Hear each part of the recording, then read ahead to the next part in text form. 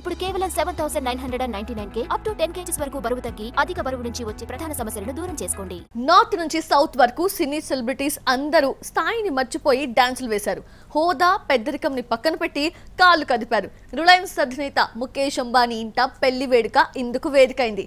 ఈ wedding event లో Rajinikanth highlight గా నిలిచారు. ఎలాగో ఇప్పుడు చూద్దాం. ముఖేష్ అంబానీ చిన్న కొడుకు అనంత్ అంబానీ, రాధికా మర్చెంట్ పెళ్లి సంబరాలు అంబరన్నంటాయి.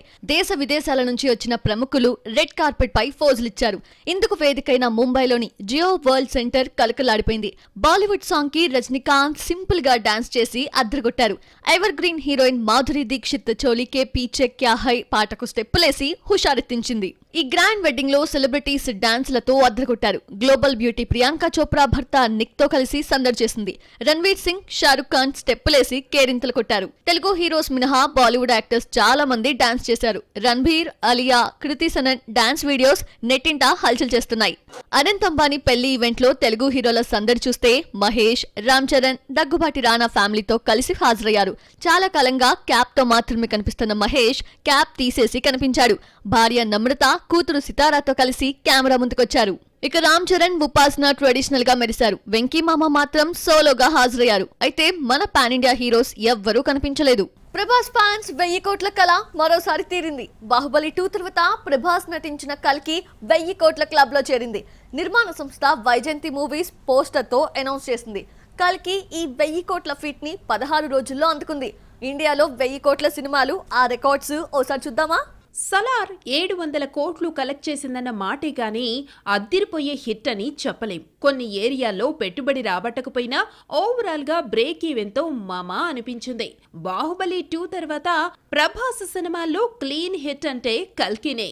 పాన్ ఇండియా మూవీగా రిలీజ్ అయిన కల్కి ఆంధ్రాలో కొన్ని ఏరియాల్లో ఇంకా బ్రేక్ ఈవెన్ కావాల్సి ఉన్న ఓవర్సీస్ లో భారీ లాభాలు తీసుకొచ్చింది. సినిమాను 10 మిలియన్లకు అమ్మితే ఇప్పటి వరకు $17 మిలియన్ తీసుకొచ్చింది. ఇక నైజాం హిందీలో మంచి వసూళ్లను రాబట్టింది. 1000 కోట్ల క్లబ్ లో చేరిన కల్కి మరో 4 రికార్డులపై కన్నేసింది. 1800 కోట్లు కలెక్ట్ చేసిన బాహుబలి 2ను కల్కి చేరే ఛాన్స్ కనిపించినా 4 సినిమా రికార్డులను దాటే అవకాశమైతే ఉంది. జవాన్, పఠాన్ తో 2 సార్లు 1000 కోట్ల క్లబ్ లో చేరిన షారూఖ్ రికార్డును సమన్ చేశాడు. పఠాన్ ప్రపంచవ్యాప్తంగా 1050 కోట్లు, జవాన్ 1148 కోట్లు కలెక్ట్ చేసింది.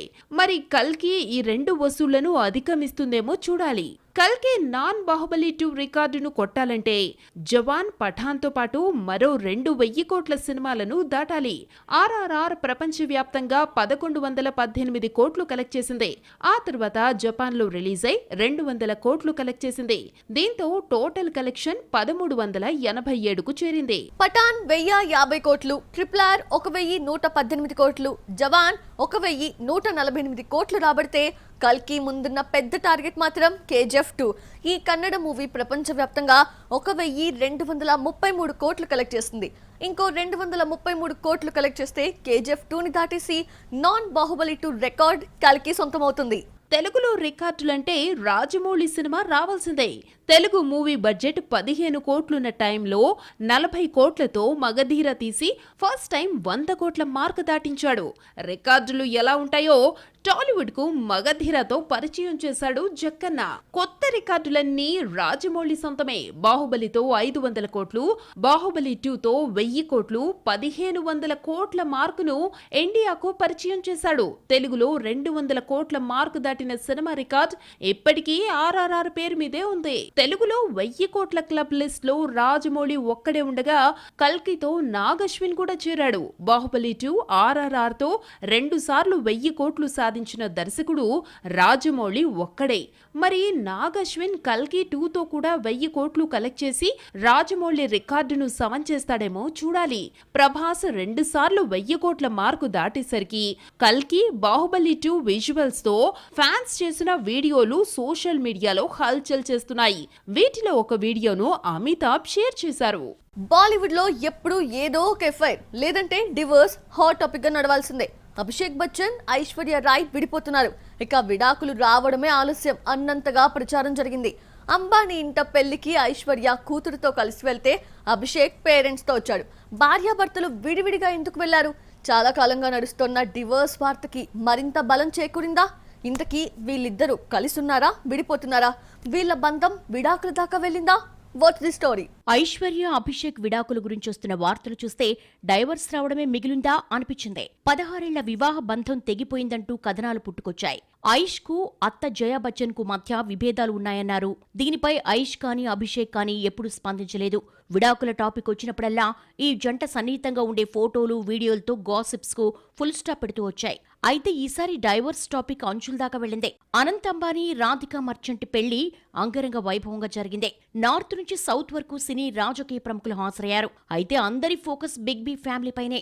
ఎందుకంటే ఐశ్వర్య రాయ్, అభిషేక్ విడివిడిగా పెళ్లికి హాజరయ్యారు. పెళ్లికి ఐశ్వర్య, ఆరాధ్య ముందురాగా ఆ తర్వాత అమితాబ్, అభిషేక్, జయా బచ్చన్, బిగ్ బీ కూతురు, మనమరాలు, మనవడితో హాజరయ్యారు. ఎవరికి వారే సపరేట్ గా కెమెరాలకు ఫోజులిచ్చారు. ఒకే పెళ్లికి హాజరై కూడా వేరువేరుగా రావడంతో డైవర్స్ వార్తలు మరోసారి గుప్పుమన్నాయి. ఫ్రీక్వెంట్ గా ఐష్, అభిషేక్ డివోర్స్ పై వస్తున్న కథనాలు ఫ్యాన్స్ ని బాధపెడుతున్నాయి. ఆ మధ్య ఐష్ తన బర్త్డేని కూతురు ఆరాధ్య తల్లితో సెలబ్రేట్ చేసుకుంది. అత్తమామ విషెస్ చెప్పలేదు. భర్తేమో సింపుల్ గా హ్యాపీ బర్త్డే అంటూ ముగించాడు. దీనికి తోడు ఐష్ ప్రేమతో ఇచ్చిన ఉంగరాన్ని అభిషేక్ తీసేశాడన్న వార్త ఆజ్యం పోసింది. విడిపోయారంటూ వార్తలు రావడం, కలిసే ఉన్నామని చెప్పడం ఈ జంట వంతైందే. ఆ మధ్య వచ్చిన గాసిప్స్ కు ఐశ్వర్య చెక్ పెట్టింది. అభిషేక్ బర్త్డే సందర్భంగా ఐశ్వర్య పెట్టిన స్పెషల్ పోస్ట్ తో డైవర్స్ రూమరే అని తేలిపోయింది. మీరెల్లప్పుడూ సంతోషంగా, ప్రశాంతంగా జీవించాలని, దేవుడి ఆశీస్సులతో మరింతగా ఎదగాలంటూ శుభాకాంక్షలు తెలియజేసింది. దీనికి తోడు ముగ్గురు రెడ్ కలర్ డ్రెస్ లో ఉన్న ఫోటోను షేర్ చేసింది ఐశ్వర్య. ఈ ఒక్క ఫోటోతో కొంతకాలంగా వస్తున్న డైవర్స్ కు ఫుల్ స్టాప్ పెట్టింది ఐశ్వర్య. మరి అంబానీ ఇంట పెళ్లికి ఎవరికి వారే అన్నట్టు వెళ్లారు. లేటెస్ట్ గా వచ్చిన ఈ వార్తపై ఈ జంట ఎలా స్పందిస్తారో చూడాలి. ఏం మాట్లాడకపోతే గాసిప్పే నిజమని నమ్మేస్తారు. సినిమా రిలీజ్ తర్వాత ఎవరైనా ఒకరి గురించే ఎక్కువగా మాట్లాడితే సినిమాకు హైలైట్ అయినా ఉండాలి, లేదంటే మైనస్ అయినా అవ్వాలి. భారతీయుడు 2 రిలీజ్ తర్వాత అనిరుద్ధ్ పేరు ఎక్కువగా వినిపిస్తోంది. పాజిటివ్ రెస్పాన్స్ వచ్చిందా, లేదంటే నెగిటివ్ గా మాట్లాడుకుంటున్నారా? What's the story? Indian top music director Anirudh Ravichander తన ట్యూన్స్ ని తానే కాపీ కొడుతున్నాడా? ఆయన పాటల్లో మ్యూజిక్ లిరిక్స్ ని డామినేట్ చేస్తుందా? తన పాటలనే మళ్ళీ ఎందుకు వినిపిస్తున్నాడు? బ్యాక్గ్రౌండ్ స్పెషలిస్ట్ గా పేరు తెచ్చుకున్న అనిరుద్ధ్ అందులోనే ఫెయిల్యూర్ అవుతున్నాడా? ఇలా రకరకాల కామెంట్స్ వినిపిస్తున్నాయి. విక్రమ్, జైలర్, జవాన్ వంటి వరుస హిట్స్ తో అనిరుద్ధ్ ఇండియన్ టాప్ మ్యూజిక్ డైరెక్టరే కాదు, మోస్ట్ వాంటెడ్ డైరెక్టర్ అయిపోయాడు. అనిరుద్ధ్ సంగీతం అందిస్తే చాలన్న స్టేజ్ లో మేకర్స్ ఉన్నారు.